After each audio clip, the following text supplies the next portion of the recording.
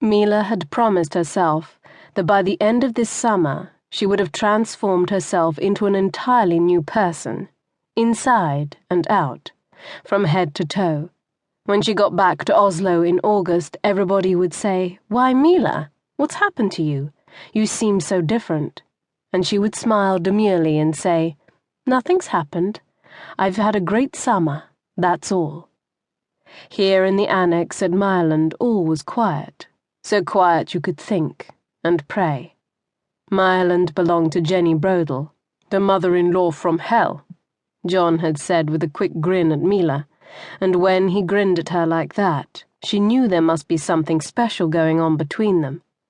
"Don't tell anyone I just said that," he had gone on. "I mean, she's my children's grandmother." She should pretend she'd never heard it, he had said, grinning again.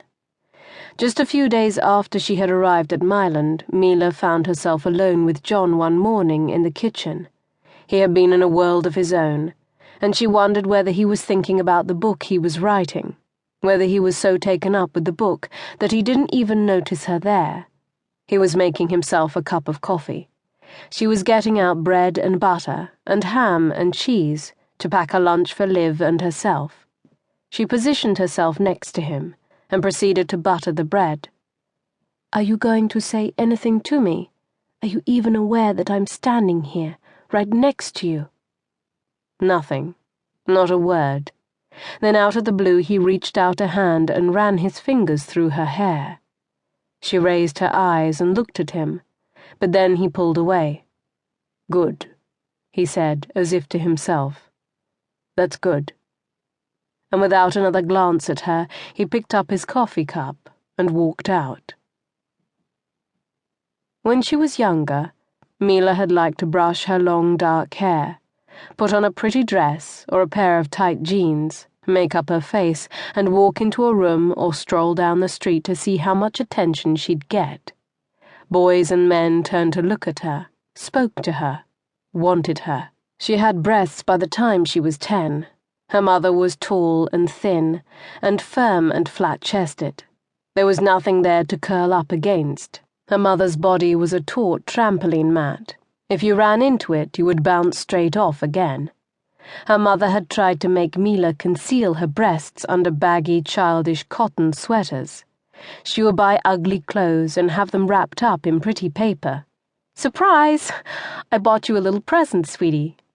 And always another sweater, size medium or large. White sweaters, pink sweaters, blue crew-neck sweaters. But Milla had her own style. She saved up and went to rummage sales and flea markets, where she bought long t-shirts that she wore as dresses, over thick laddered tights, or figure-hugging sweaters. Brightly coloured short skirts, scarves and boots. Milla's mother and Milla were always fighting over how she ought to dress, arguments that started when she developed the breasts that men couldn't help staring at. They called her Milla, which was short for Mildred, but she also answered to Sweetie or Sweet Pea. She liked the fact that men stared. She wanted them to do more than stare. She wanted to curl up against someone, not be bounced back. She didn't talk much, and for this reason many people would have described her as shy or timid. She told no one about when she was a little girl and how her mother had taken pictures of her, when she was sleeping or swimming or playing. She avoided telling her friends that the pictures of little Milla had been exhibited in galleries all over and published in a book entitled Amanda's. "Look at me, Milla. That's it. Don't move now. Look at me. Stay like that a moment longer." Amanda took thousands of pictures of her daughter as a child, until the very thought of having her photograph taken had made Milla's stomach churn. She could count on one hand the number of pictures of her there were from after she grew up and put her foot down. No more pictures. Her mother was a blitzkrieg, invading Milla's little body, her bones, her pores, her vision, from every possible angle, and Milla had laid down her arms, not old enough or smart enough or strong enough to defend herself. She was a kid.